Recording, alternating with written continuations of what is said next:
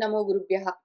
మనము మన వ్యాసుల వారు గురువుగారు నేర్పిస్తూ ఉన్న భాగవతంలోని 5వ స్కందంలోని బ్రహ్మోపదేశాన్ని అధ్యయనం చేస్తూ ఉన్నాము. మన బ్రహ్మము రహుగణుడికి కొంతవరకు ఉపదేశం చేశారు. మన 11వ అధ్యాయంలో 17 శ్లోకాల్లో చూస్తూ విచారణ చేస్తూ వచ్చాము. ఆ తర్వాత ఏం జరిగిందో చూద్దాము. అంతవరకు విని మన రఘుగణుడు ఈ విధంగా అంటూ ఉన్నాడు. ఆయన ఏమంటున్నాడంటే, నమో నమః కారణ విగ్రహాయ స్వరూప తుచ్చీకృత విగ్రహాయ నమో అవధూత ద్విజబంధులింగ నిగూఢ నిత్యానుభవాయ తుభ్యం. ఓ కారణ విగ్రహాయ, ఒక కారణానికి ఈ విగ్రహాన్ని కార్యమైన దేహాన్ని ధరించి ఉన్నవాడా, అయితే కాని నీ స్వరూపాన్ని నువ్వు తెలుసుకుని ఉండడం చేత విగ్రహము అంటే ఇక్కడ విశేషంగా గ్రహించడం అంటే వేరు వేరుగా పట్టుకోవడము అని అర్థము. అన్యథా గ్రహణము అని అర్థము. మన మాండుక్యము అగ్రహణము, అన్యథా గ్రహణము అని చెప్తుంది. అగ్రహణము అంటే ఆత్మను పట్టుకోలేకపోవడము మనకున్న ఒక ప్రాబ్లం. 2 అక్కర్లేనివన్నీ ఉన్నట్టుగా అన్యథా ఈ జగత్తున్నది, ఏదో కలలున్నాయి అని వాటిని అసత్తును పట్టుకోవడము అన్యథా గ్రహణము అని రెండో ప్రాబ్లము అని మన గురువులు మనకు మాండుక్యంలో చెప్తూ వచ్చారు. ఇక్కడ నువ్వేం చేసావు, స్వరూపాన్ని పట్టుకున్నావు అంటే అగ్రహణం అన్న ప్రాబ్లం నీకు లేదు. నువ్వు ఆత్మను తగులుకుని ఉన్నావు, స్వరూపాన్ని తెలుసుకున్నావు.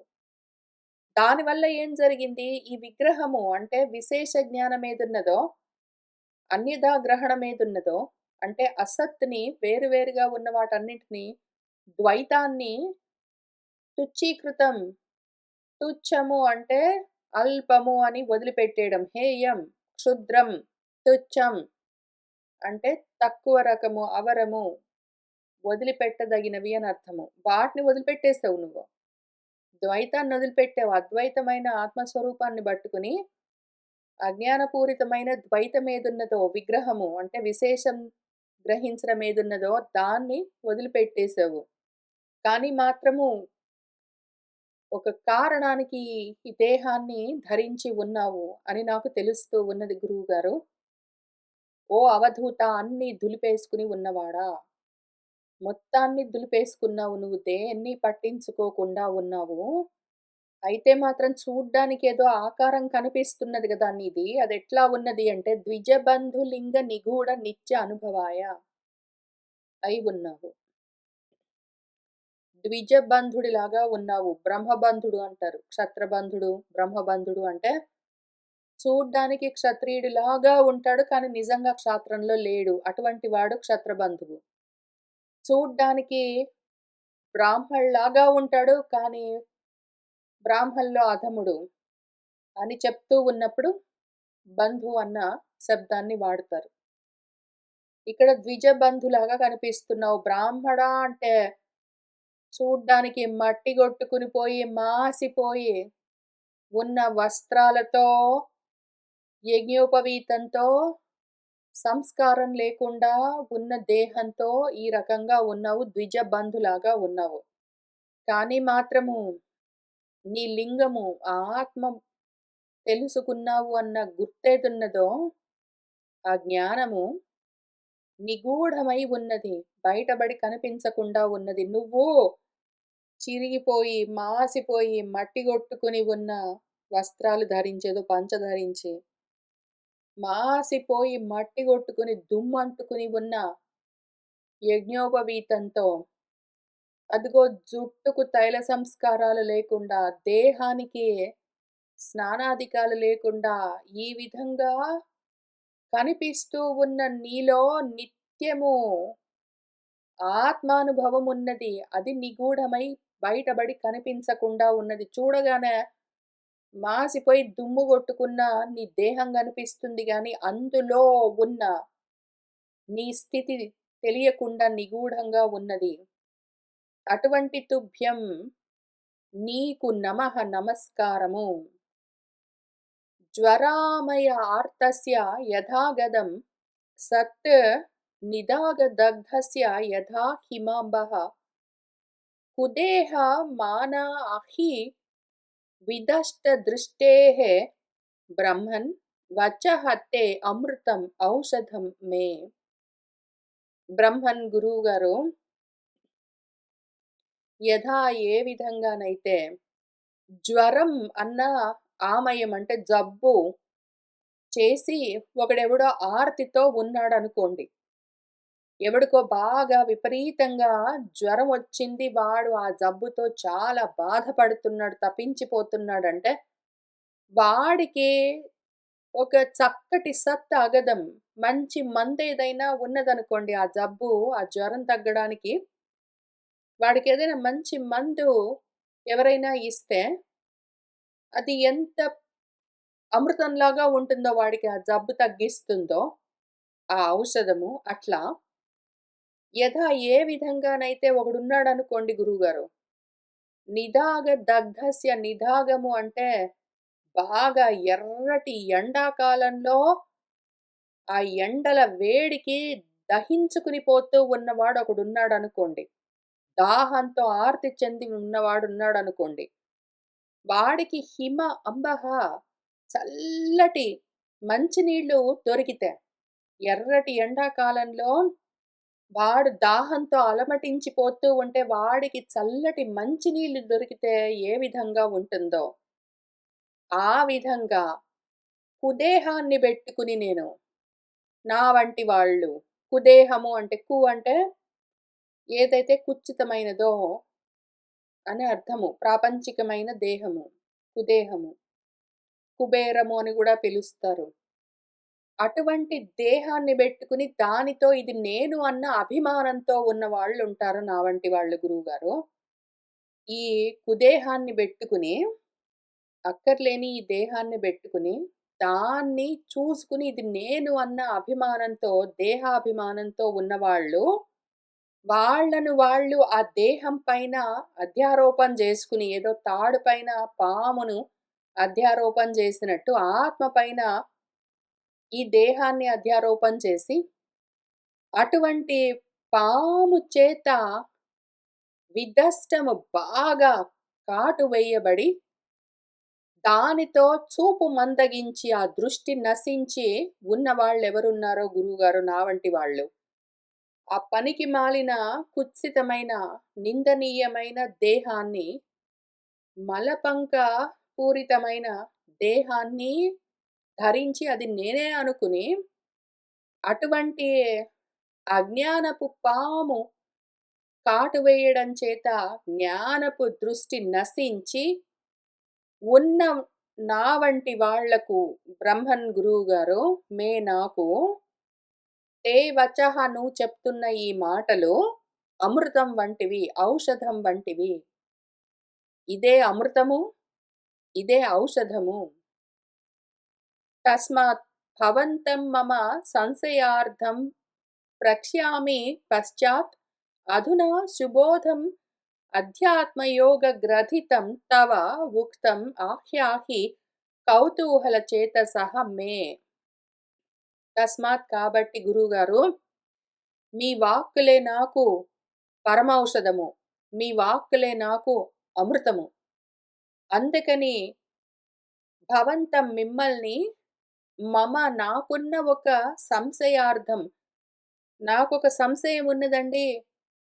దానికి అర్థము, జవాబు చెప్పండి అని ప్రక్ష్యామి అడుగుతాను. కానీ ఇప్పుడు కాదు. పశ్చాత్ తర్వాత అడుగుతాను. నాకొక క్వెషన్ ఉన్నదండి. ఆ క్వెషన్ నేను అడుగుతాను. నా సంశయము నివృత్తి చెయ్యమని మిమ్మల్ని కోరుకుంటాను. కానీ ఇప్పుడు గాదు. అధునా ఇప్పుడు నేను కోరుకుంటున్నదేంటంటే, అధ్యాత్మ యోగ గ్రథితం. అధ్యాత్మ యోగంతో గుచ్చబడ్డ, దాంతో తగులుకుని ఉన్న తవ మీ యొక్క ఉక్తం మీరు చెప్తూ ఉన్న మాటలేవున్నాయో, ఆత్మజ్ఞానం మీరు నాకు ఉపదేశం చేస్తున్నారు గదా! అయితే నాకు అనాత్మల గురించి క్వెషన్స్ ఉన్నాయి. అయితే ముందు మీరు ఆత్మజ్ఞానం చెప్తున్నారు గదా! ఇది చెప్పండి.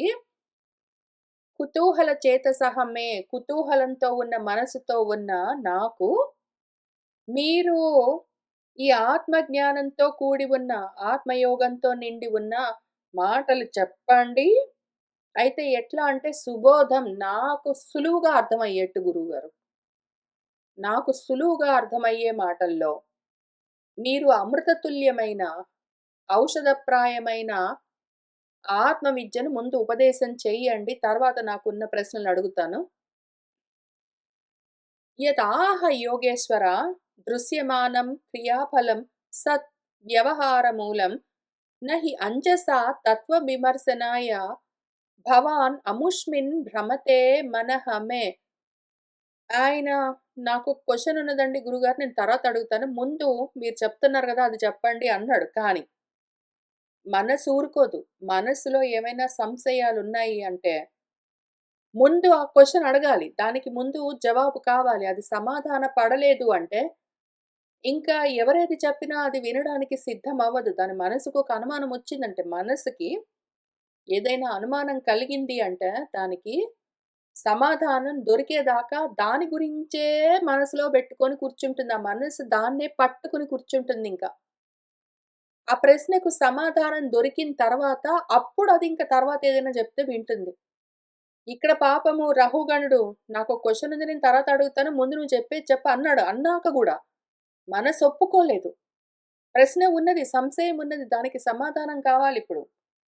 ఆ సమాధానం దొరికిందాకా అది ఇంక ఈయన ఏది చెప్పినా వినేటట్లేదు. అందుకని పాపం అడిగాడు వెంటనే. తర్వాత అడుగుతాను అన్నాడు గానీ మళ్ళీ వెంటనే ఒక ప్రశ్న అడుగుతున్నాడు ఆయనకున్న సంశయం. ఏమి అంటే మనందరికీ ఉన్న సంశయమే. కొత్తగా కలిగేదేమీ లేదు. అందరికీ అదే సంశయము. అందరికీ అదే సమాధానము. మళ్ళీ ఎన్ని సార్లు ఎంతమంది గురువులు ఎన్ని గ్రంథాల్లో ఎన్ని విధాలుగా ఇదే సమాధానం చెప్పినా గూడా మనసు సమాధాన పడదు గాబట్టి మళ్ళీ దానికి అదే సంశయము. సంశయమేమి? ఓ యోగేశ్వరా! యత్ మీరు ఆహా చెప్పారో, మీరేం జెప్పారు? ఈ దృశ్యమానమైన ప్రపంచము లేనే లేదు. ఇదంతా కల. ఇదంతా మాయగా కల్పించబడ్డది. నువ్వు జ్ఞానంతో వైనోదయేన నీలో జ్ఞానము ఉదయించిందంటే మాత్రం ఇది లేదు కాబట్టి లేదన్నది నీకు లేదని తెలిస్తే లేకుండానే పోతుంది. నిజంగా ఉన్నది గాదు ఈ దృశ్యమానమైన ప్రపంచము. అదంతా అసత్. అట్లానే ఏవో కర్మలకు ఏవో ఫలాలు ఉన్నాయనుకుంటున్నావు. కర్మలు లేవు నీకు. ఆ ఫలితాలు లేవు. నువ్వు ఆ ఫలితాలు కావాలి నేను అనుభవిస్తాను అని ఏవైతే అపేక్షిస్తున్నావో వాటి వల్ల ఏవైనా కర్మలు చేయవలసి వస్తుంది. అందుకోసము నీకు వ్యవహారాలన్నీ ఉంటాయి. నీకు కోరికలు ఉంటాయి. ఫలితాల మీద ఆశ ఉంటుంది గాబట్టి, ఆ కోరికలను తీర్చుకోవడం కోసం కర్మలు చేస్తావు. అందుకోసమే వ్యవహారాలుంటాయి. వ్యవహారాలకి మూలము ఏవైనా కర్మలు చేస్తే ఏదైనా ఫలం రావాలని నువ్వు కోరుకుంటావు. ఈ దృశ్యమయమైన ప్రపంచము లేదు. తత్వ విమర్శనాయ తత్వాన్ని నువ్వు విమర్శించి చూసావంటే, పరామర్శించి, స్పృశించి చూసావంటే, అంజస వెంటనే నహి లేనే లేదని నీకు తెలుస్తుంది అని మీరు పైన 17 పద్యాల్లో చెప్పుకుంటూ వచ్చారు గురువుగారు. కానీ అది సత్ గదండీ! కళ్ళ ముందు కనిపిస్తుంది గదండీ! ఈ దృశ్యమానమైన ప్రపంచము జగత్తంతా గనిపిస్తున్నది. పోనీ కల పోతే పోయిందండి. పోతే పోయింది కల. కలలో పదార్థాలన్నీ నిజంగా లేవు గదా! యదార్థంగా. అవన్నీ అనర్థాలు గదా! అంటే అవును నిజమే. కలలో ఏమీ లేవు. నేనేమి అనట్లేదు దాని గురించి. పోతే పోయాయి. ఎన్నో కలలు కంటాము. కానీ మాత్రము జాగ్రత్త అవస్థలో జగత్తంతా దృశ్యమానమైన ప్రపంచం ఉన్నది గదండీ! సత్ గదా అది. నిజంగా ఉంది గదా! వ్యవహారాలకు మూలమైన ఈ కర్మలు, కర్మల వల్ల కలిగే ఫలితాలన్నీ కళ్ళకు కనిపిస్తున్నాయి గదండీ! నేనేదో ఒక పని జేస్తేనే గదా! ఏదో ఒకటి నాకొచ్చేది. ఏదో ఒకటి వస్తేనే గదా! నేను దాంతో ఏదైనా అనుభవాన్ని పొందేది. అందుకోసమే గదా! వ్యవహారాలన్నీ, ఈ కర్మలన్నీ ఇవన్నీ నిజంగా ఉన్నాయి గదా! కర్మలు లేవంటారు? జరుగుతున్నాయి గదండీ కళ్ళ ముందు కర్మలన్నీ. ప్రజలందరూ ఏవేవో వ్యవహారాలు పెట్టుకొని తిరుగుతున్నారు గదా! ఇదంతా సత్తే గదా! మీరేమన్నారు? తత్వ విమర్శన చేశావంటే అంజస లేదు. నహి అంటారు మీరు. నహి అని జెప్తారు. మీరు యత్ ఏదైతే భవాన్ ఇది ఆహా చెప్పారో అముష్మిన్ ఈ విషయంలో మే మనః నా మనస్సు భ్రమత్తే మోహం చెందుతున్నదండి. నాకు అర్థం కావట్లేదు. నాకు భ్రమ కలుగుతున్నది. మీరేమో నిజమో నేను చెప్పేది అదంతా అసత్, కలలాగా కల్పించబడ్డది, మాయలాగా కల్పించబడ్డది. నీకు తత్వం యదార్థంగా తెలిసిందంటే అది లేదని తెలుస్తుంది. అదప్పుడు లేకుండా పోతుందని మీరు అంటారు గానీ, కళ్ళ ముందు ఉన్నది గదా! నాకు ఈ కాంట్రడిక్షన్ ఉన్నదండి. కన్‌ఫ్యూజన్ ఉన్నది. నా మనసు పరిపరి విధాలుగా భ్రమిస్తున్నది. నాకు భ్రమ కలుగుతున్నది. నా మనసు భ్రమ చెందుతున్నది. దానికి సమాధానం కావాలండి అని అడిగాడాయన. ముందు అసత్తు గురించి తేల్చండి గురువుగారు. నువ్వు సత్తు గురించి నాకు తర్వాత జెప్దువు. నీదంతా అసత్ అంటావు గానీ, ఇది సత్తండి నిజము. కళ్ళ ముందు జగత్తంతా ఉన్నది ఇది సత్తు. ఇది కాదు సత్తు. ఇదంతా అసత్ అని ఎట్లా జెప్తావు గురువుగారు నువ్వు? కాబట్టి ఈ ప్రాబ్లమ్ ముందు సాల్వ్ చెయ్యి. నాకు సమాధానం దొరికే విధంగా సులువుగా నాకు బోధపడే విధంగా నాకు అర్థమయ్యేలాగా క్లియర్‌గా ఎక్స్‌ప్లెయిన్ చెయ్యి గురువుగారు నువ్వు అని పాపం ఆయన చాలా నిజాయితీగా అడిగాడు. మనందరికీ ఉన్న ప్రశ్నే ఆయన గూడా అడిగాడు. ఇంకా బ్రహ్మము దానికి జవాబు చెప్పాలి. ఆయన ట్రై చేస్తున్నారు ఇక్కడి నుంచి. ఏదో ఉన్నది అని చెప్తున్నాడు గదా! వ్యవహారాలున్నాయి, కర్మలున్నాయి, ఫలాలున్నాయి. ఈ మొత్తం దృశ్యమానమైన జగత్తంతా ఉన్నది. దేహాదులన్నీ ఉన్నాయన్నాడు గదా! దాని గురించి ఇక్కడి నుంచి చెప్తూ ఉన్నారు మన గురువుగారు. మన బ్రాహ్మల వారేం చెప్తున్నారంటే, అయం జనః నామ చలన్ పృథివ్యాం యః పార్థివః పార్థివా కస్య హేతోః తస్యాపి చ అంగ్ర్యోః అధి గుల్ఫ జంఘ జాను ఊరు మధ్య ఉర శిరోధరాంసాః. ఓ పార్థివా, పార్థివ అంటే జనరల్‌గా అర్థం రాజు. సరే ఇక్కడ రాజు గూడా పక్కన బెట్టాడాయన. రాజు అని గూడా అనట్లేదు. పార్థివ అని పిలిచాడు. పార్థివము అంటే మనకందరికి బాగా తెలిసింది. పార్థివ దేహము అని పిలుస్తాము. పార్థివ దేహము అంటే పృథివీ సంబంధమైనది అని అర్థము. దేహాలన్నీ గూడా పృథివీ సంబంధము. ఆ పార్థివ దేహాన్ని ఖననం జేశారో, పార్థివ దేహాన్ని దహనం జేశారో అని చెప్తారు గదా! మనకు న్యూస్‌లో వాటిలో వస్తుంటుంది అప్పుడప్పుడు. పార్థివ దేహము అంటే పృథివీ సంబంధమైన దేహం. ప్రతి దేహము బ్రతికున్నా సరే, చనిపోయినా సరే అది పార్థివ దేహమే. అంటే పృథివీ సంబంధమైన దేహము అనది. పృథివీ సంబంధమైన విషయము, పదార్థము అని అర్థం. ఆయన పార్థివ దేహాన్ని అని చెప్తారేంటో విచిత్రము. ప్రతి ఆడికి ఉన్నది పార్థివ దేహమే. భూమి నుంచి వచ్చేదే. పార్థివం పృథు అని అర్థము దానికి. పృథు అని, పృథ అని, పార్థ అని అందుకే పార్థ అని పిలుస్తారు. మనకు భగవద్గీత నిండా పార్థ అని పిలుస్తారు. ఎందుకు? పృథివీ సంబంధము. పార్థివము. పృథు అంటే బాగా పృథ అన్నా, పృథు అన్నా, పృథివీ అన్నా, పృథ్వీ అన్నా అర్థము విశాలంగా ఉన్నది, వ్యాపించి ఉన్నది అని అర్థము. ఎట్లా వ్యాపించి ఉన్నదో తెలుసా పార్థివ? ఈ పృథివీ సంబంధమైన మట్టితో తయారైన దేహాన్ని మట్టి ముద్ద అది మృత్తుపిండము. ఆ మట్టి నుంచి వచ్చిన అన్నంతో తయారైన పిండం అది. నువ్వు కూర్చొని తద్దినాలన్నీ బెట్టుకుంటూ పార్థివ దేహానికి తద్దినం బెడతావు గదా! పార్థివ దేహానికి తద్దినం బెట్టుకుంటూ నువ్వక్కడ పిండాలన్నీ బెట్టినప్పుడు, ఆ పిండం అంటే ఏమి? ఆ పార్థివము. పృథివీ సంబంధమైనది. అన్నంతో తయారైన దేహము.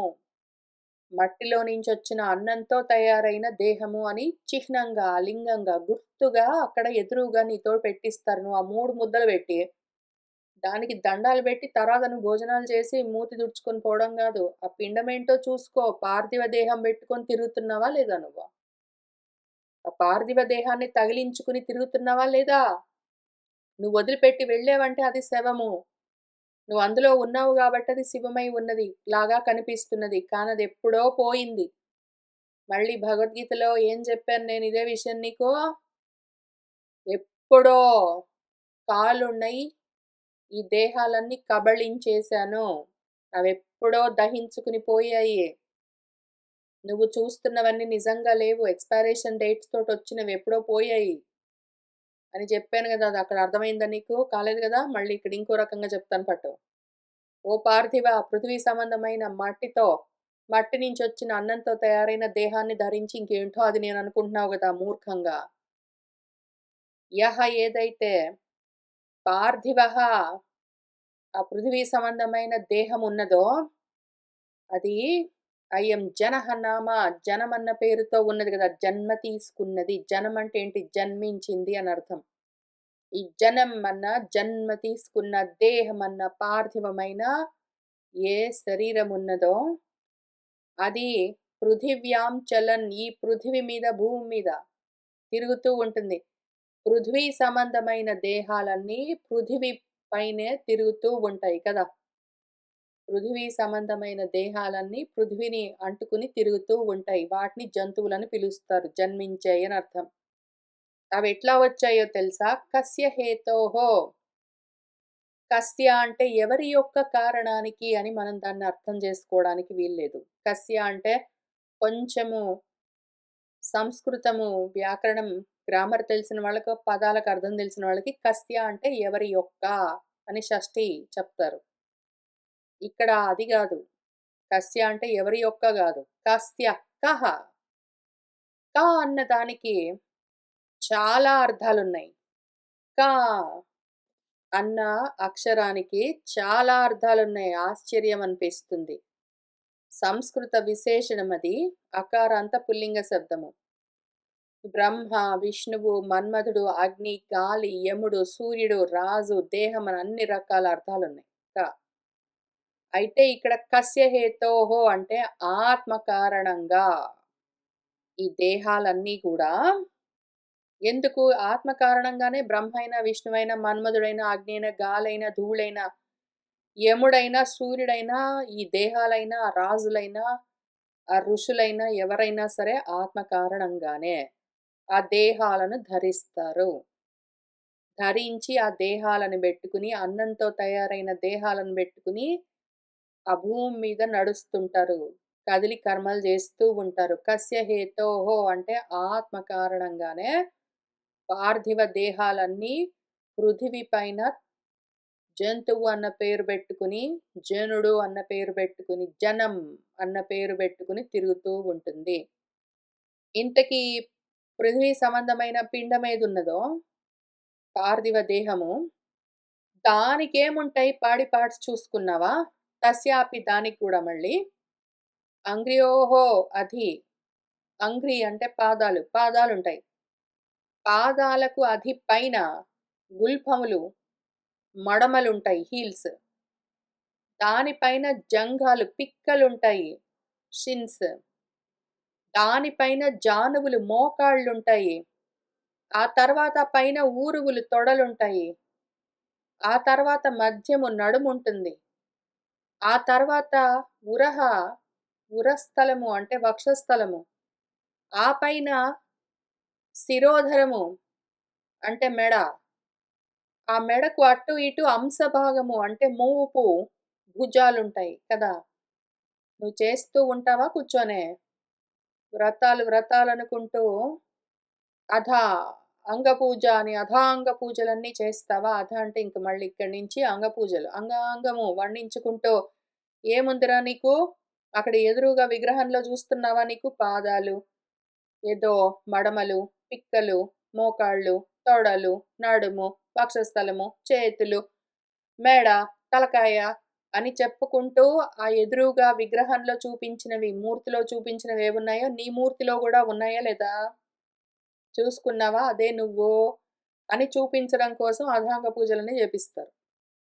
ఇక్కడ మళ్ళీ మన గురువుగారు కూడా అట్లనే అధాంగ పూజ చేపించి ఏమున్నాయిరా నీకు? కాళ్ళున్నాయా? పైన పిక్కలున్నాయా? తర్వాత మోకాళ్ళున్నాయా? వక్షస్థలం ఉందా? తలకాయ దాకా ఉందా? ఈ బాడీ పార్ట్స్ అన్ని పెట్టుకున్నావా? ఆ బాడీ ఎక్కడి నుంచి వచ్చిందో చూసావా? అన్నం ముద్ద అది. మట్టి ముద్ద అది. ఇప్పుడు దాన్ని పెట్టుకొని నీకు ఇంకా ఉంటుందిరా అభిమానము, దేహాభిమానం అంతా ఇంతా గాదు. అంసే అధి దార్వి శిభికా చ యస్యాం సవ్వీర రాజౌ ఇతి అపదేశః ఆస్తే యస్మిన్ భవాన్ రూఢ నిజాభిమానః రాజా అస్మి సింధుషు ఇతి దుర్మదాంధః. దుర్మదంతో అంధుడివై నువ్వు ఆ మట్టితో తయారైన దేహాన్ని నా దేహం చూసి, "గురువుగారండి మట్టి కొట్టుకున్న మాసిపోయిన దేహమండి. అందులో మీరు తెలియకుండా ఉన్నారండి" అని చెప్తావా? నీ తలకాయ. నీదేమి మట్టి కొట్టుకున్నది గాదు. మట్టితో తయారైన దేహం గాదు. స్నానం చేసావు గాబట్టి శుభ్రమైపోయావా? ఈ దేహానికి నేను స్నానం చేయించలేదని శుభ్రం లేదు, మట్టి కొట్టుకుని ఉన్నది అని చెప్తావా నువ్వు? ఈ దేహానికి మట్టి కొట్టుకుని ఉన్నది, ఆ దేహం కట్టుకున్న పంచ మట్టి కొట్టుకుని ఉన్నది అని చెప్తున్నావు గానీ, అసలా దేహమే మట్టి తెలుస్తున్నదా నీకు? ఏం చదివావు? మూడో స్కందంలో కపిల దేవహూతి సంవాదం అయిపోయిన తర్వాత దేవహూతి గురించి చెప్తూ ఉన్నప్పుడు గురువుగారు వ్యాసుల వారు ఏమి రాశారు? ఆ మట్టి తగులుకుని ఉన్నది ఆ జ్యోతికి అని. ఆత్మ జ్యోతి ఏదున్నదో దానికి మట్టి తగులుకుని ఉన్నది అని చెప్పారు. మట్టి తగులుకుని ఉన్నదంటే మీ పార్థివ దేహము తగులుకుని ఉన్నది, అది ఎప్పుడో పడిపోయింది. మంచి శుభం. అది ఉన్నప్పుడు, అది ఊడినప్పుడు కూడా దేవహూతి పట్టించుకోలేదు. అర్థమైందా అప్పుడు చదివింది? క్లియర్‌గా నీకు? మళ్ళీ జ్ఞాపకం చేసుకో. ఈ మట్టికి మట్టి అంటిందని చెప్తున్నావా? కాదు గదూ! నువ్వు తగిలించుకుందేమి మట్టిరా? ఆ మట్టిని చూసి నేననుకుంటున్నావు, మట్టి ముద్ద అది, మృత్యుపిండం అది. అన్నమయమైన పార్థివ దేహము. అది బాగుంది. దీనికి మట్టంటిందంటున్నావా? దృష్టి బెట్టుకుని చూడు. ఆత్మ దృష్టితో చూడు. అది మట్టే, ఇది మట్టే. మట్టికి మట్టి తగులుతుంది. మట్టికి మట్టి ఉంటూనే ఉంటుంది. ఎందుకు అంటే మొత్తం అంతా మట్టే. నువ్వు ఎంత జేసినా సరే అది ఆ మట్టి ఎప్పుడు ఎందుకుంటుందో ఆలోచన చేశావా? రోజు లేచి దాన్ని నువ్వు ఆ మట్టిని శుభ్రం చేస్తుంటే మళ్ళీ మట్టి ఎందుకు తగులుకుంటుందో తెలుసుకున్నావా? చూసుకున్నావా? నువ్వు రోజూ ఆ దేహాన్ని శుద్ధి చేస్తుంటే మళ్ళీ మళ్ళీ మలినం ఎందుకవుతుందో చూసుకున్నావా? ఆలోచన చేశావా? అది మట్టి గాబట్టి మట్టే ఉంటుంది. నువ్వు దాన్ని ఎంత శుద్ధి చేసినా మట్టే ఉంటుందిరా పిచ్చివాడా! అంధత్వంతో ఉన్నావు నువ్వు. గుడ్డితనంతో ఉన్నావు మదంతో. ఇప్పుడు ఈ మట్టి అన్నావు గదా! నువ్వు మట్టి కొట్టుకున్న దేహం అన్నావు గదా! అది గూడా మట్టే? పార్థివ దేహము. ఇదేదున్నదో నాకు తగులుకుని ఉన్న ఈ పార్థివ దేహము ఇదొక మట్టి.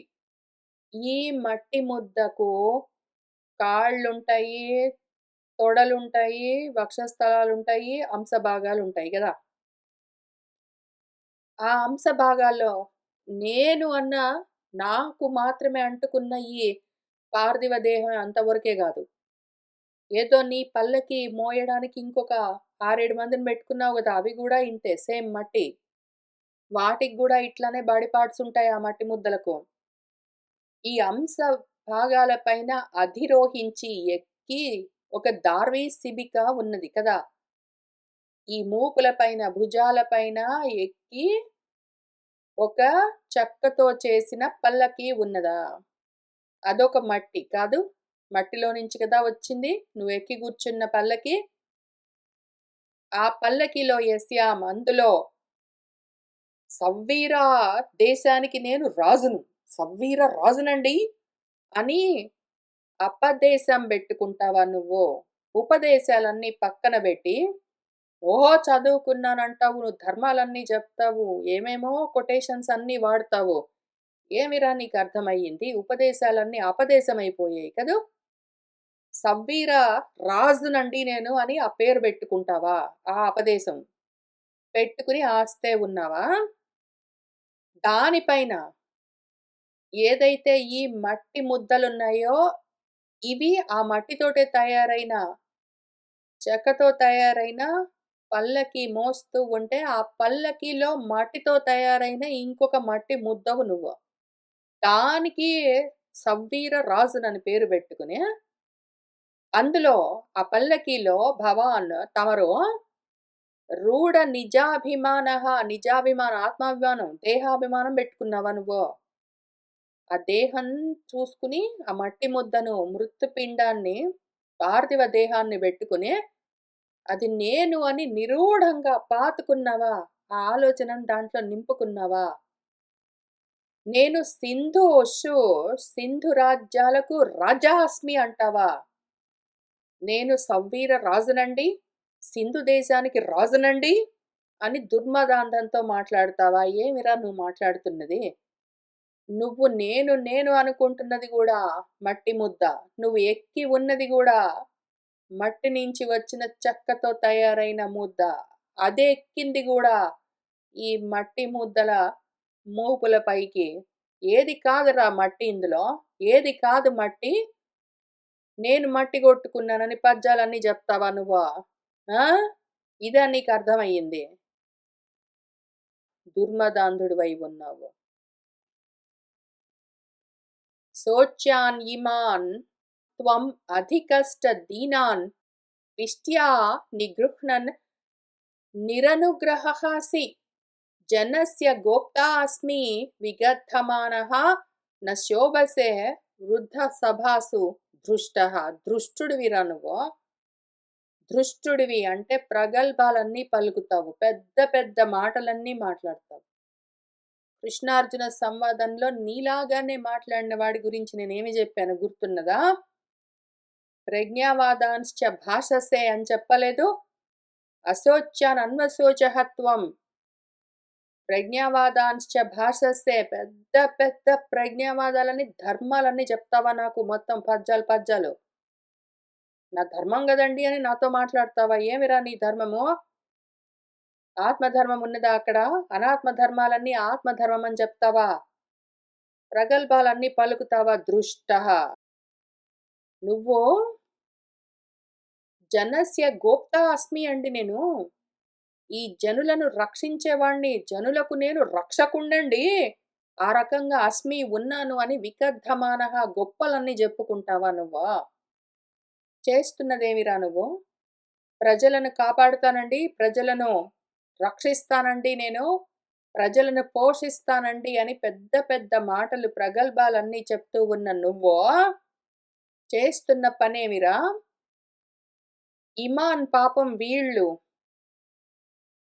అధికష్ట దీనాన్ అధికమైన కష్టాల్లో ఉండి వేతనాల కోసం జీతాల కోసం నిన్ను ఆశ్రయిస్తే అటువంటి శోచ్యాన్ శోకింపవలసిన వాళ్లను పెట్టుకుని త్వం నువ్వు విష్ట్యా నిగృహ్ణన్. విష్టి అంటే జీతం, కూలి అని అర్థము. కూలి పనికి కుదుర్చుకుని ఎవరిని కాపాడుతాను అని పెద్ద పెద్ద మాటలు ప్రగల్భాలన్నీ ప్రజ్ఞావాదాలన్నీ చేస్తూ ఉన్నావో రాజునండి, ప్రజలను కాపాడడం నా ధర్మమండి అని పెద్ద పెద్ద మాటలు మాట్లాడుతున్న నువ్వు చేస్తూ ఉన్న పనేమిరా?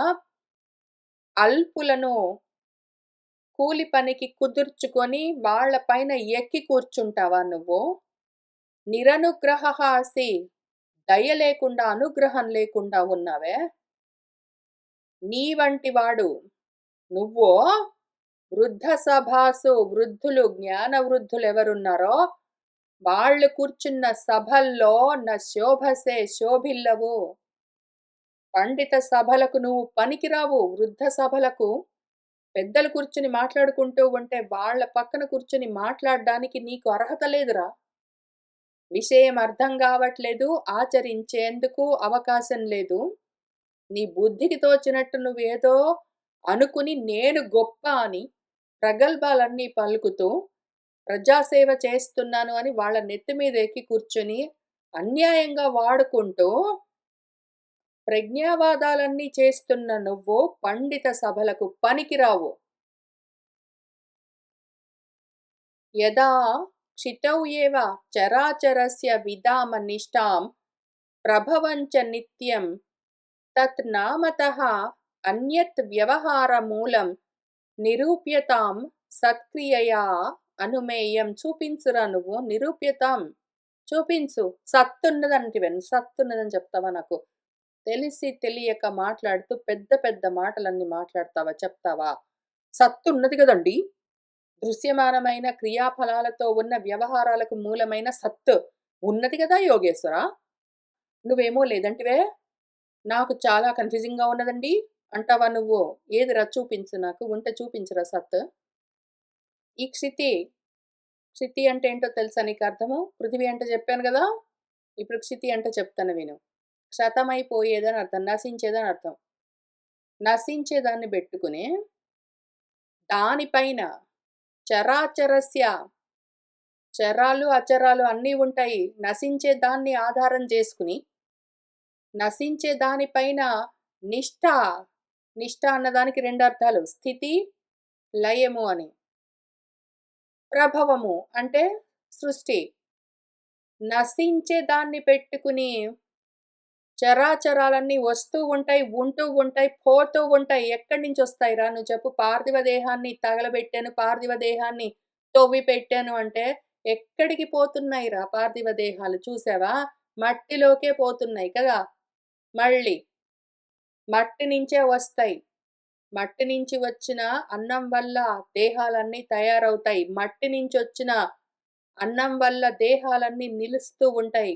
కదిలి కర్మలు చేస్తుంటాయి. మళ్ళీ పోతే మట్టిలోనే కలిసిపోతాయి కాదా? అటువంటి మట్టి అదే ఒక క్షితి. క్షతమైపోయేది. అదే నశించిపోయేది.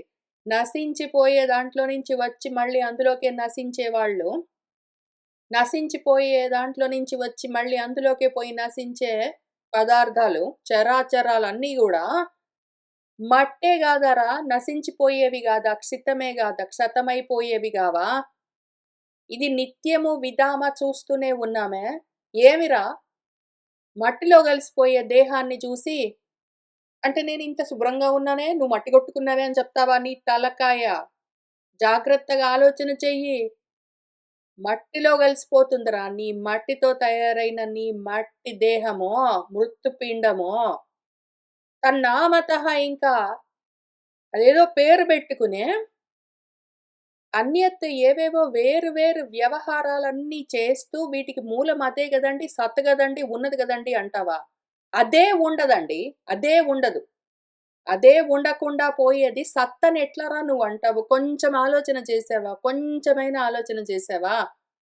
పోనీ ఈ దేహాలే జూసుకో. ఎన్ని దేహాలు నీ కళ్ళ ముందు వస్తూ ఉంటాయి, పోతూ ఉంటాయి. ఎక్కడి నుంచొస్తున్నాయి, ఎక్కడికి పోతున్నాయి చూసావా?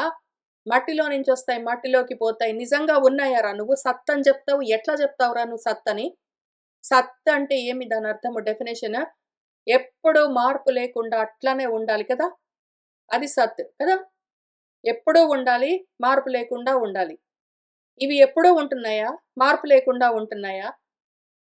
మారిపోతాయి, నశించిపోతాయి. అవన్నీ సత్ గదండీ! ఉన్నాయి గదండీ! అంటావా నువ్వు? వాటి పేరుతో, నామాలతో, రూపాలతో వ్యవహారాలు నిజంగా ఉంటున్నాయిరా? ఎల్లకాలము ఉంటాయా కర్మలు, వ్యవహారాలు? అవి గూడా నశించిపోవట్లేదు. నశించిపోయేవన్నీ సత్ గదండీ అని నువ్వు ఆర్గ్యూ జేస్తావా కూర్చొని? బుద్ధి పెట్టి ఆలోచన చేస్తున్నావా? క్షణమైనా విచారణ చేస్తే పోతుందని జెప్తాను నేను. నేనేం జెప్పాను? తత్వ విమర్శన చేశాను. నువ్వు ఉన్నది ఉన్నట్టు అర్థం చేసుకున్నావంటే లేవు అని తెలుస్తాయంటే క్వెషన్ చేస్తావా నన్ను? క్వెషన్ చేస్తావా నువ్వు నన్ను? విచారణ చేశావా? తత్వ అమర్శ చేశావా ఎప్పుడైనా? పోయేవన్నీ ఉన్నాయని సత్ అని ఎట్లా చెప్తావురా నువ్వు?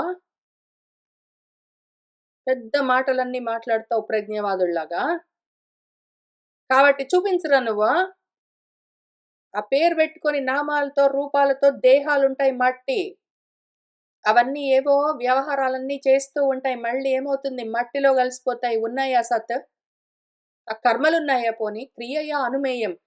ఈ కర్మ వల్ల ఇదిగో ఈ కర్మలు నడుస్తూ ఉన్నాయి గాబట్టి, ఇవన్నీ నిజంగా ఉన్నాయి అని చూపించగలవా? అనుమాన ప్రమాణంతో ప్రమేయాన్ని చూపించగలవా నువ్వు? కర్మలు జరుగుతూ ఉన్నాయి గాబట్టి, ఇది సత్తుగా ఉన్నది అని ఈ అనుమాన ప్రమాణంతోటి నువ్వు నిజంగా మారకుండా ఎప్పుడూ ఉండేదాన్ని చూపించగలవా? కర్మలు మారిపోతూ ఉంటాయి. వ్యవహారాలు మారుతూ ఉంటాయి. ఆ దేహాలు మారుతూ ఉంటాయి. నామాలు మారుతూ ఉంటాయి. ఆ రూపాలు మారుతూ ఉంటాయి. అన్నీ మట్టిలో కలిసిపోతాయి. ఏది నిలబడేది లేదు. చూపించురా ఉంటే.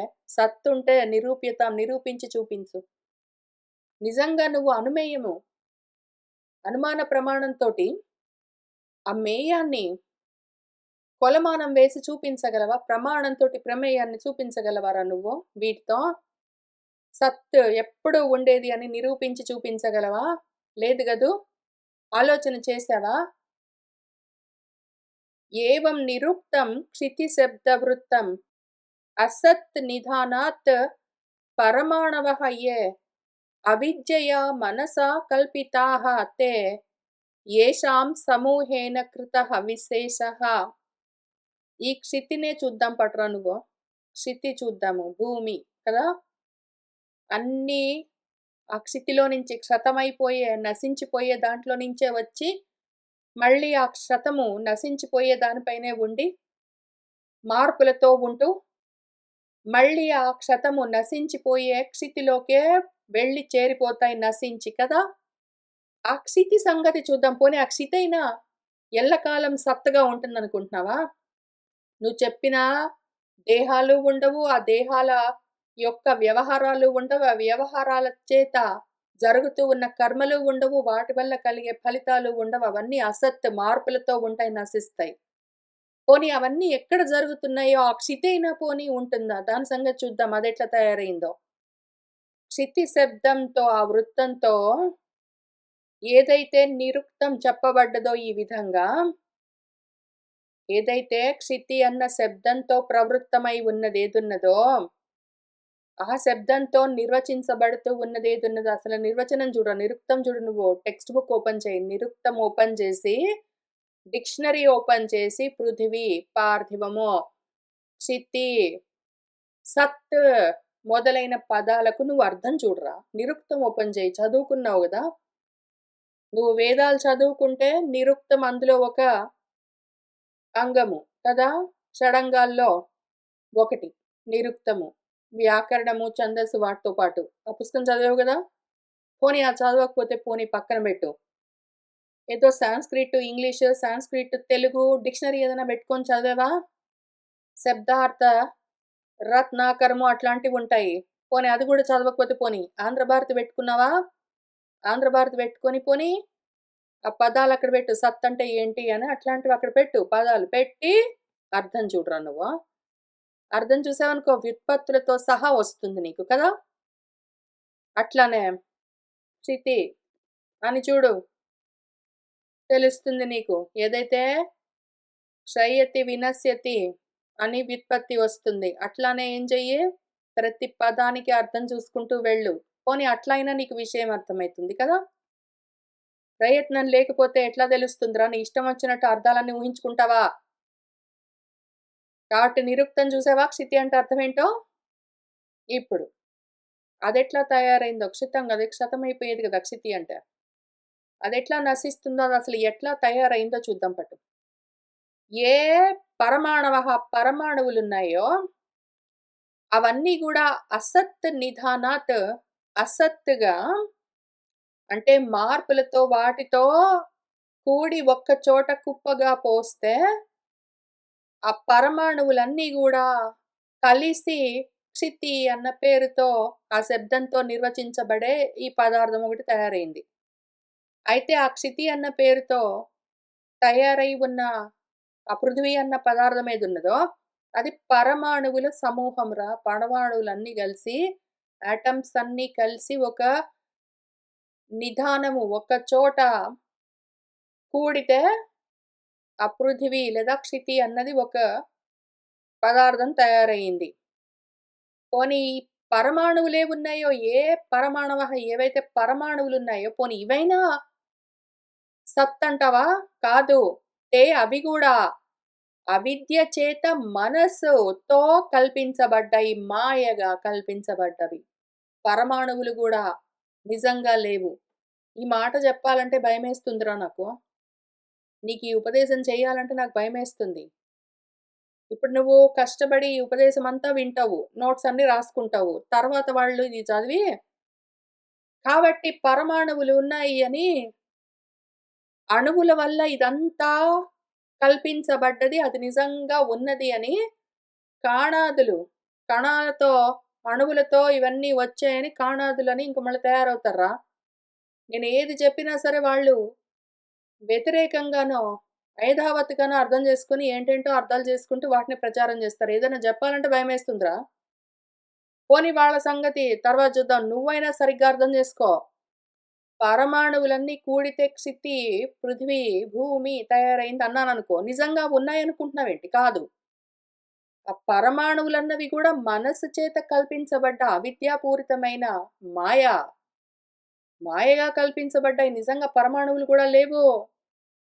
ఈ మాయగా మనసు చేత కల్పించబడ్డ పరమాణువులేవైతే ఉన్నాయో అవన్నీ వాటి యొక్క ఏషాం సమూహేన అవన్నీ సమూహంగా కుప్పగా ఉంటాయా? వాటి కృతము వాటి చేత కల్పించబడ్డది. కృతం అంటే కల్పించబడ్డది అని అర్థము. విశేషంగా వేరు వేరుగా ఇట్లానే అణువులు, కణాలు అందుకనే కణాదులని తయారవుతారు తర్వాత ఫ్యూచర్‌లో. ఇప్పుడు నేనేదో జెప్తాను. నేను ఆకాశంలాగా వ్యాపించి ఆత్మ స్థితిలో నిలబడి నేను ఇది మొత్తం ఉపదేశమంతా చేయిస్తూ ఉంటే భాగవతమంతా రాసిస్తే వ్యాసుడినై, ఇందులో నుంచి ఇన్ఫర్మేషన్ తీసుకొని రకరకాలుగా మళ్ళీ అర్థాలన్నీ చేసుకుంటారు. కానీ విషయమేమి ఇదంతా గూడా అణువులు గూడా నిజంగా లేవు. ఆ అణువులన్నీ మనసు చేత మనసెందుకొచ్చింది? అవిద్య. దాంతో కల్పించబడ్డవి. సమూహంగా ఒక పోగైతే ఒక చోట అదంతా విశేషంగా వేరుగా కల్పించబడుతుంది. తెలుస్తున్నదా? అది గూడా నిజంగా లేదు. అందుకని లేదు. అసత్ అని జెప్పాను నేను. మార్పులతో ఉన్నది నశిస్తుంది అంటే అసత్. మార్పులతో నశిస్తూ కూడా ఉన్నది గదండీ! అది సత్తే గదండీ! అంటే అది వ్యావహారికమైన సత్యంరా. నిజం గాదు. పారమార్థికమైన సత్యం గాదు. ఏవం కృశం స్థూలం అణుః బృహత్ యత్ అసత్ చ సత్ జీవం అజీవం అన్యత్ ద్రవ్య స్వభావ ఆశయ కాల కర్మ నామ్నా అజయ అవేహి కృతం ద్వితీయం. ఏవం ఈ విధంగానే విశేషంగా అంటే వేరు వేరుగా విశేషంగా అంటే స్పెషల్‌గా గాదు. వేరు వేరుగా ఏవేవో కల్పించబడతాయి. కృతమవుతాయి. ఆకారాలు, ఆకృతులన్నీ వస్తాయిరా. ఏవం ఈ విధంగా ఆ పృథివీ సంబంధమైన, ఆ క్షితి సంబంధమైన విశేష పదార్థాలు అంటే వేరు వేరుగా సెపరేట్‌గా ఖండాలుగా తయారైనవి ఎట్లా ఉంటాయి? ఎట్లానైనా ఉంటాయి. ఎట్లా పడితే అట్లా ఉంటాయి. కృశంగా ఉంటాయి. కృశించి సన్నగా ఉంటాయి. స్థూలంగా బాగా లావుగా ఉంటాయి. అణువంత ఉంటాయి. బృహత్తుగా పెద్దగా ఉంటాయి. ఏదైతే అసత్ లేకుండా ఉంటాయి. సత్ ఉంటూ ఉంటాయి. అజీవము, జీవము జీవించి ఉంటాయి. అజీవము, జీవము లేకుండా ఉంటాయి. అన్యత్ ఇవన్నీ గూడా ద్రవ్యము, స్వభావము, ఆశయము, కాలము, కర్మ అన్న పేర్లతో ఏవైతే ముడి పదార్థాలుగా కనిపిస్తూ ఉంటాయో వాటితో కూడి మళ్ళీ ఈ మాట చెప్పానంటే మళ్ళీ ఒక మతం తయారవుతుందిరా ఇవన్నీ పెట్టుకొనే. అంటే ద్రవ్యాలు ఒక 9 రకాలుగా ఉంటాయి. స్వభావము, ఆశయము, కాలము ఒకటుంటుంది. కర్మ ఒక 5 రకాలుగా ఉంటాయని మళ్ళీ ఇంకొక నోట్స్ అన్ని రాసుకుంటారు. ఇంకో గ్రూప్ పెట్టుకొనే. ఏది చెప్తే వాళ్ళకి అదో రకంగా అర్థమైతుంటుంది. సరే ఏదో ఒకటి గాని. కొన్ని కృశంగా, కొన్ని స్థూలంగా, కొన్ని అణువంతా, ఒకటి బృహత్తంతా, కొన్ని జీవంతో ఉండి, కొన్ని అజీవంతో, కొన్ని సత్, కొన్ని అసత్. ఇవన్నీ గూడా ద్రవ్యము, స్వభావము, ఆశయము, కాలము, కర్మము అన్న పేర్లతో కలిసి అజయ్య. అజము అంటే జన్మ లేనిది అని అర్థం. జన్మ లేనిది అంటే జన్మ తీసుకోదు. అది ఎప్పుడూ ఉంటుంది. అది అవ్యక్తంగా ఉంటుంది. కానీ అది ఎప్పుడూ ఉంటుంది అని అర్థం చేసుకోరాదు. ఇక్కడ అజా అన్నదానికి అర్థము అసలది లేనే లేదు అని అర్థం. అదసలు కలగనే లేదు అని అర్థం. కలలో ఉన్న పదార్థాలు నిజంగా ఉన్నాయారా? నిజంగా లేవు అని అర్థం గదా! కలలో ఉన్నవి కలగలేదు అని అర్థం. దాని పేరు అజము. నిజంగా జన్మ తీసుకోలేదు గదా! కలలో ఉన్న ఏనుగైనా, సింహమైనా, నువ్వైనా కలలో నువ్వు ఈ రూపాలతో నీ మట్టిగొట్టుకున్న నీ రూపంతో వాటితో నువ్వు యాక్చువల్‌గా జన్మ తీసుకోలేదు గదా! జన్మ లేవు అక్కడ. జరగలేదు అని అర్థము. అజ అంటే. అటువంటి అజతో అంటే మాయతో ద్వితీయమైన ఈ జగత్తంతా ద్వైత ప్రపంచమంతా గూడా కృతం కల్పించబడ్డదిరా. ఇదంతా గూడా ద్వైత ప్రపంచము, ద్వైతం ఈ మొత్తం జగత్తంతా గూడా ద్వితీయమంతా జన్మలేనిది అసలు లేనే లేని దానితో ఉన్నట్టుగా అనిపిస్తున్నాయి, కల్పించబడ్డాయంటే లేని దాంట్లో నుంచి ఉన్నది ఎప్పుడైనా వస్తుందారా? సింపుల్ లాజిక్ చూసుకో. లేని దాంట్లో నుంచి ఉన్నది ఎప్పుడైనా వస్తుందా? రాదు గదా! దానివల్ల నీకేమర్థం గావాలి? లేని దాంట్లో నుంచి ఏది రాదు కాబట్టి అది నిజంగా రాలేదు. కలలో ఉన్న పదార్థాలు నిజంగా లేవు. ఎందుకు? లేని దాంట్లో నుంచి లేనివి వస్తే లేవు అని అర్థం. లేని దాంట్లో నుంచి వచ్చినవి ఉన్నట్టుగా కనిపించినా గూడా లేవని అర్థం గదా! అట్లానే అసలు లేనే లేని అజ్జా ఏదున్నదో, అందులో నుంచి నశించిపోయేవన్నీ ఉన్నాయని అనిపిస్తే అది నిజంగా సత్ కాదు. అది అసత్. అది ద్వితీయం. అది ద్వైతం. అద్వైతం ఒక్కటే. అది మాత్రమే సత్. అది తత్. ఆ తత్ గురించి నువ్వు విమర్శ చేశావా అని అడిగితే, ఆ! చేస్తే ఉండదని నువ్వు చెప్తున్నావండి. కానీ ఉన్నది గదండీ అని నువ్వు వాదనలన్నీ చెయ్యకు. చెప్తున్న దాన్ని జాగ్రత్తగా విచారణ చెయ్యి. నేను చెప్తుందేంటో నీకు అర్థమవుతుంది. లేని దాంట్లో నుంచి ఏవో ఉన్నట్టుగా ద్వితీయమంతా వస్తుంది. కానీ అది నిజం కాదు. జ్ఞానం, విశుద్ధం ఇంతకి నిజం సత్తేంటో చెప్తా వినరా నువ్వు. ఒకసారి ఉండి, ఒకసారి లేక మారుతూ ఉన్నదంతా నిజంగా సత్ గాదు. దాన్ని బెట్టుకొని సత్ సత్ అంటావు నువ్వు. అది అసత్. దాన్ని అర్థం జేసుకో పక్కన బెట్టు. ఇప్పుడు అసలు సత్ గురించి చెప్తాను విను. జ్ఞానం, విశుద్ధం, పరమార్థం, ఏకం, అనంతరం తు అబహిః బ్రహ్మ సత్యం ప్రత్యక్ ప్రశాంతం భగవత్ శబ్ద సంజ్ఞం యత్ వాసుదేవం కవయః వదంతి. అది జ్ఞానం. అది కేవలం జ్ఞాన స్వరూపం అది. జ్ఞాత లేదు, జ్ఞేయం లేదు. అన్నీ గూడా అదే ఒక్కటే అయి ఉన్నదది ఏకం. అది పరమార్థం. నువ్వు కలలో కనిపించిన పదార్థాలన్నింటిని చూసి అవి సత్ అంటావు కాదు. నువ్వు నిద్రబోతున్నప్పుడు కలగన్నా సరే అదంతా గూడా అనర్థాలు. నిజంగా అర్థాలు లేవవి. నా అర్థమది. అవి నిజంగా పదార్థాలు గాదది. యథార్థం గాదది. పరమార్థం గాదు. జాగృత అవస్థ గూడా కలలాగానే నిజంగా పదార్థాలు లేవు. మాయా కల్పితము. పరమార్థం ఒక్కటే. అది విశుద్ధం. అదసలు పూర్తిగా శుద్ధం. అదసలు ఎంతటి శుద్ధం అంటే సత్, అసత్తుగా కూడా ఉండదు. విభాగం చేసి గూడా చూడడానికి వీలు లేకుండా ఏకం ఏవ అయి ఉంటుందది. అది అనంతరం. అంతరం అంటే లోపల. లోపల అన్నది నా లేదు. అబహిః బయట అన్నది నా లేదు. బయట లేదు, లోపల లేదు. మొత్తం అంతా అదే. అది బ్రహ్మము. అది సత్యము. అది సత్. అది సత్. మార్పు లేకుండా ఎప్పుడు అది ఒకేలాగా ఉంటుంది. లేకపోవడం అన్నది లేదు. దానికి లోపల లేదు, బయట లేదు. అది ప్రత్యక్. ప్రత్యక్ అంటే అర్థమేంటో తెలుసా నీకు? ప్రతి అంచతి ఇతి అని. నువ్వు ఏదేది చూస్తుంటే అది నీకు ఎదురై ఉంటుంది. నువ్వు ఏది ఏది చూస్తుంటే అది నీకు ఎదురై ఉంటుంది. నువ్వే నిన్నే ఇన్నిగా చూసుకుంటున్నావు. అది ప్రత్యక్. ప్రత్యక్షము అంటే అక్షములు నీ ఇంద్రియాలకు ఎదురుగా కనిపించాలి.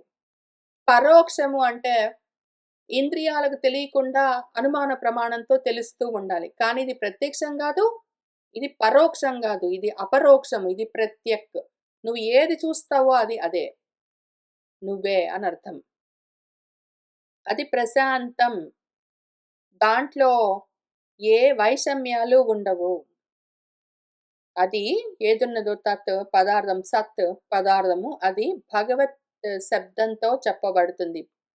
భగవంతుడు అన్న శబ్దంతో ఆ సంజ్ఞతో చెప్పబడుతుంది. దేన్నైతే కవులు కవులంటే ఎవరు? కవి అంటే క్రాంతదర్శి. అన్నింటిని దాటి చూసేవాడు ద్రష్ట. వాళ్ళు దాన్నే వాసుదేవము అని వదంతి చెప్తారు. ఎందుకు? వాసు అంటే వసించి ఉన్నది, ఉన్నది అనర్థం సత్. దేవం అంటే దీపిస్తూ ఉన్నది అంటే ప్రకాశిస్తూ ఉన్నది అంటే చిత్ అనర్థం. వాసుదేవం అంటే అది సచ్చిత్ అయి ఉన్నది. అదే సత్, అదే చిత్ అయి ఉన్నది. మళ్ళీ సత్ వేరు, చిత్ వేరు కాదు. ప్రకాశమై ఉన్నది అనర్థం దానికి. వాసుదేవానికి అర్థం ప్రకాశమై ఉన్నది. ప్రకాశ స్వరూపమై ఉన్నది అని దాని గురించి తెలిసిన వాళ్ళ తత్వజ్ఞానం కలిగిన వాళ్ళు చెప్తారు. దాన్ని ఏ పేరుతో అయినా పిలుచుకోవచ్చు. కానీ అది ఒక్కటే పరమార్థము. మిగిలిన పదార్థాలు ఏవీ లేవు. అవన్నీ అసత్. అవి ఉన్నాయి గదండీ అంటే, నువ్వు దాన్ని అట్లనే పట్టుకున్నావంటే, అగ్రహణం చేసి, అన్యథాగ్రహణం చేసి, నీకు నువ్వే అనంతమైన అపకారం జేసుకుంటావు. కాబట్టి జాగ్రత్తగా చెప్తున్న దాన్ని ఆలోచించుకో. నేనొకటి చెప్తే నువ్వొకటి అర్థం చేసుకోవడము, నేనొకటి చెప్తుంటే నువ్వు ఇంకేంటో నమ్మడము ఇవన్నీ చెయ్యకు. జాగ్రత్తగా విన్నదాన్ని విచారణ చేస్తూ ఉండు అని చెప్తూ ఉన్నారు. ఇంకా కొద్ది శ్లోకాలున్నాయి ఈ అధ్యాయంలో. దాన్ని మనము వచ్చే వారం కలిసి కూర్చుని చదువుకుంటూ ముందుకు వెళ్దాము. ఇవాల్టికి ఇక్కడికి ఆపుతాను. శుభం భవతు.